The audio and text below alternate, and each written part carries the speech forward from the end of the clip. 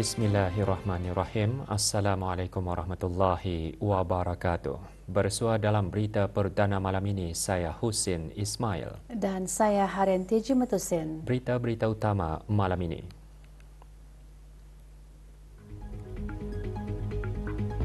Kebawah Duli Yang Maha Mulia Paduka Seri Baginda Sultan dan Yang di-Pertuan Negara Brunei Darussalam menerima kunjungan Kebawah Duli Yang Maha Mulia Seri Paduka Baginda Yang di-Pertuan Agong Malaysia di Institut Jantung Negara.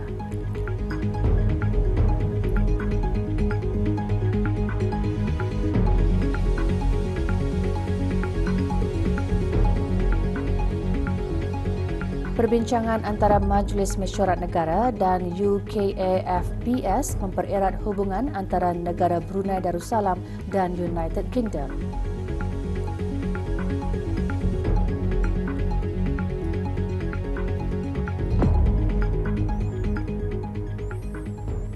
Kebawah Duli Yang Maha Mulia Paduka Seri Baginda Sultan Haji Hassanal Bolkiah Muizzaddin Wad Daulah Ibni Almarhum Sultan Haji Omar Ali Saifuddin Sa'dul Khairiwaddin Sultan dan Yang di-Pertuan Negara Brunei Darussalam pagi tadi menerima kunjungan Kebawah Duli Yang Maha Mulia Seri Paduka Baginda Yang di-Pertuan Agong Sultan Ibrahim. Kunjungan tersebut diadakan di Institut Jantung Negara, Kuala Lumpur. Malaysia kekal komited dan akan terus mengambil semua langkah yang perlu untuk mengukuhkan hubungan pelancongan dengan negara Brunei Darussalam dengan cara memupuk pelancongan mampan. Petang tadi, Syarikat Penerbangan Diraja Brunei RB dengan kerjasama Tourism Malaysia merasmikan kempen Hello Kawan 2025 di kampus RB. Hadir Tuan Yang Terutama Datuk Muhammad Aini bin Atan, Pesuruhjaya Tinggi Malaysia ke negara ini, dirancang bermula 1 Jun hingga 31 Ogos 2025. Kempen bertujuan memberi inspirasi kepada orang ramai untuk mencipta pengalaman baharu di Malaysia. Kempen turut menawarkan promosi tambang dan hadiah menarik. Tawaran boleh diperoleh menerusi flyrb.com, aplikasi mudah alih RB dan agensi-agensi pelancongan yang terlibat.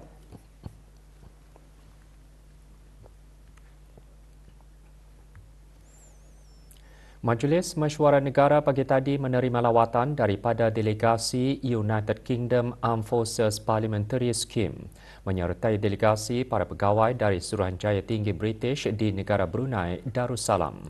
Lawatan tersebut merupakan satu bentuk jalinan hubungan bagi mengeratkan lagi pertukaran pengalaman serta meningkatkan persefahaman antara institusi legislatif kedua-dua negara. Ketibaan rombongan dialu-alukan oleh Yang Berhormat Penurangkai Johan Pahlawan Datuk Seri Setia Awang Haji Adenan bin Begawan Pin Seraja Khatib Datuk Seri Setia Haji Muhammad Yusof Ahli Majlis Mesyuarat Negara. Melalui lawatan ini, kedua-dua pihak bertukar-tukar pandangan serta berkongsi maklumat mengenai parlimen masing-masing.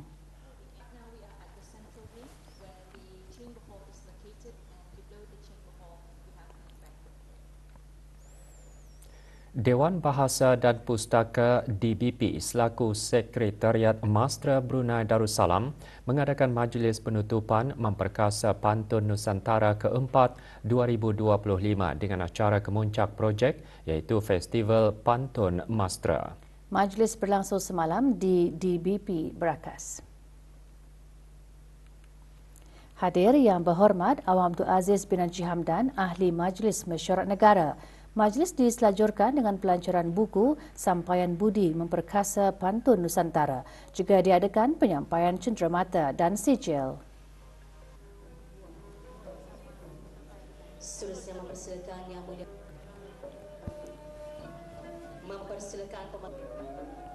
mempersilakan pembimbing ke Indonesia. Forum Bicara Budaya, kisah dari artifak usaha memelihara dan memperkasakan warisan budaya negara. Ikuti bahan beritanya seketika nanti.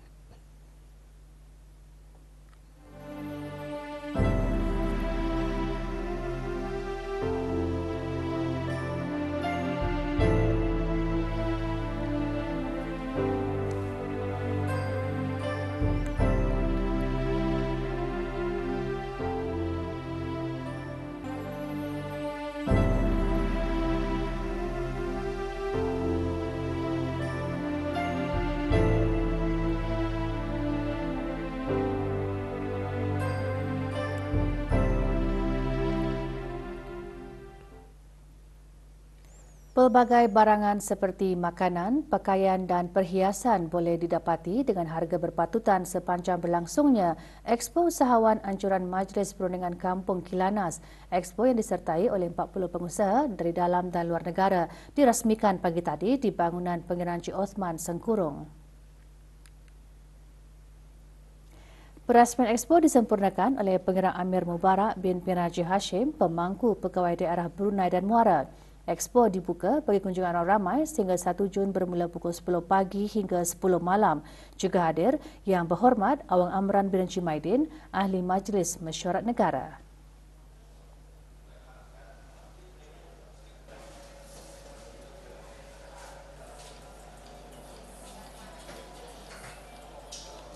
Harapan Expo ini mudah-mudahan pengunjung banyak support, menyokong usahawan-usahawan yang ada di sini untuk mereka mengembangkan lagi bisnes diorang akan datang. Negara Brunei Darussalam akan beralih daripada fasa peralihan monsun ke monsun barat daya yang dijangka bermula bulan Jun 2025. Pada lazimnya, monsun barat daya akan berterusan sehingga bulan September. Semasa monsun barat daya, keadaan atmosfer negara pada kebiasaannya menjadi lebih stabil dengan kejadian ribut petir berkurangan berbanding semasa monsun peralihan. Keadaan angin secara amnya akan bertiup dari arah barat daya semasa tempoh tersebut. Monsun barat daya juga dikaitkan dengan musim pembentukan sistem ribut tropika dan taufan yang aktif di kawasan barat laut, Lautan Pasifik dan Laut Cina Selatan. Walaupun sistem ini biasanya terbentuk jauh dari kawasan negara, jarak serta tahap intensitinya masih berpotensi mempengaruhi keadaan cuaca tempatan. Kesan pengaruh sistem ribut tropika atau taufan yang berada berhampiran rantau ini boleh menyebabkan pembentukan garisan badai iaitu barisan ribut petir yang bergerak pantas dalam formasi panjang. Kejadian ini boleh membawa cuaca tidak menentu termasuk kejadian angin kencang berserta ribut petir sekali-sekala. Maklumat cuaca terkini boleh diperolehi melalui saluran yang tertera.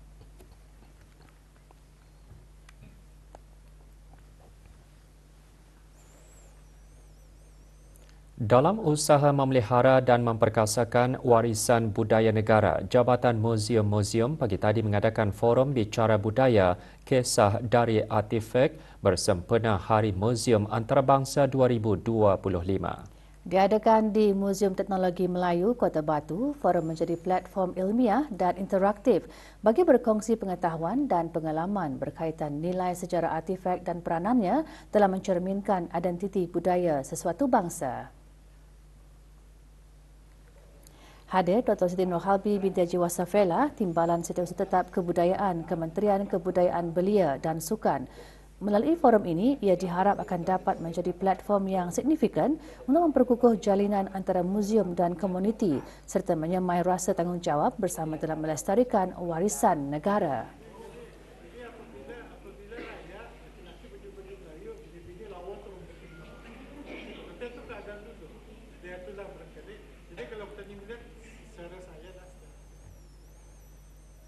Kementerian Hal Ehwal Ugama akan mengadakan sembahyang sunat hajat berjemaah dan seterusnya bacaan doa khas kesihatan dan kesejahteraan bermula esok 30 Mei 2025 pukul 12.30 tengah hari iaitu sebelum menunaikan sembahyang fardu Jumaat di masjid-masjid, surau-surau dan balai-balai ibadat seluruh negara.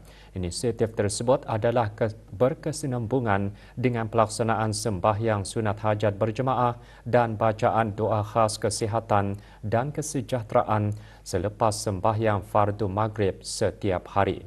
Tumpuan utama di masjid-masjid yang tertera.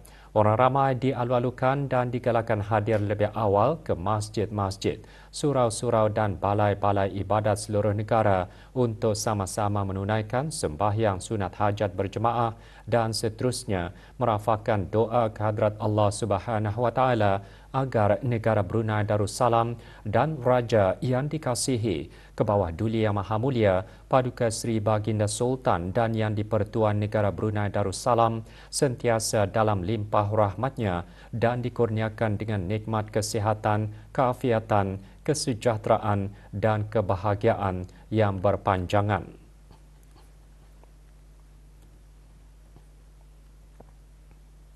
Laporan dari Tanah Suci. Bakal-bakal haji negara yang kini berada di Kota Suci Mekah mengadakan sembahyang sunat hajat berjemaah bagi mendoakan kesihatan dan kesejahteraan ke bawah Duli Yang Maha Mulia Paduka Seri Baginda Sultan dan Yang di-Pertuan Negara Brunei Darussalam. Dikendalikan oleh Pejabat Urusan Jemaah Haji Negara Brunei Darussalam, sembahyang sunat hajat berjemaah diadakan di Hotel Snoot Ajiat Makkah.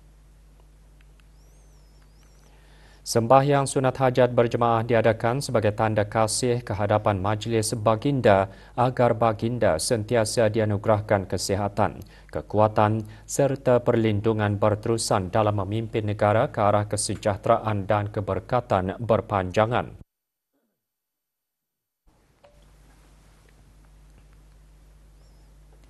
Bagi memastikan segala kemudahan berada dalam keadaan terbaik sebelum jemaah memulakan ibadah di Kota Suci Mekah, Ketua Pejabat Urusan Jemaah Haji Negara Brunei Darussalam mengadakan lawatan ke beberapa hotel penginapan jemaah.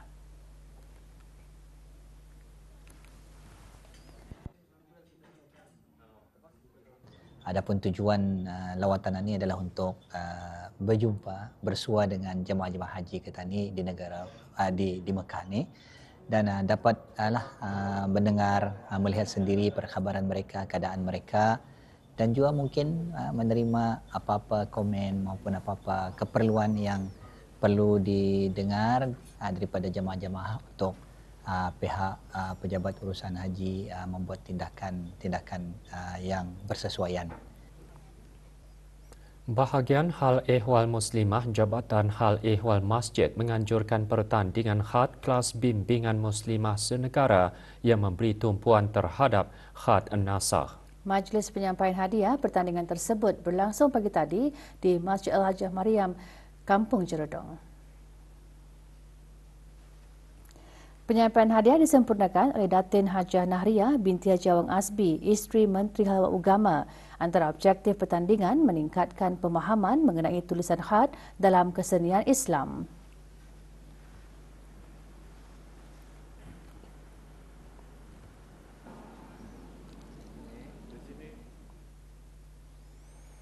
Persekutuan Pengakap Negara Brunei Darussalam menyertai Jamberi Nusantara Jambus kali ketiga yang berlangsung di Kem Pengakap Tiku Tawau Sabah mulai hari ini hingga 2 Jun. Bersempena dengan itu, semalam diadakan majlis penyerahan bendera negara Brunei Darussalam diadakan di Surau Persekutuan Pengakap. Hadir Datuk Paduka Haji Idris bin Haji Abbas yang di-Pertua Persekutuan Pengakap Negara Brunei Darussalam.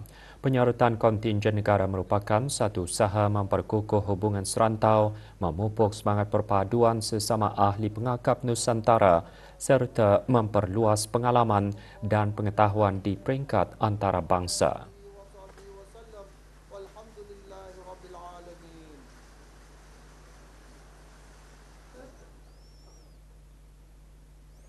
Bersempena MYCE 2025, Institut Kepimpinan dan Kewangan Islam BILIF dengan sokongan Bank Pusat Brunei Darussalam BDCB meneruskan lagi Forum Kemampanan Kewangan Islam Brunei 2025. Forum diadakan di sebuah hotel di Kampung Anggrek Desa. Forum pagi tadi membincangkan kedayatahanan iklim dan pengurusan risiko, keseimbangan antara keperluan kawal selia dan perkembangan dalam kewangan mampan serta usaha memupuk inovasi untuk memacu amalan mampan.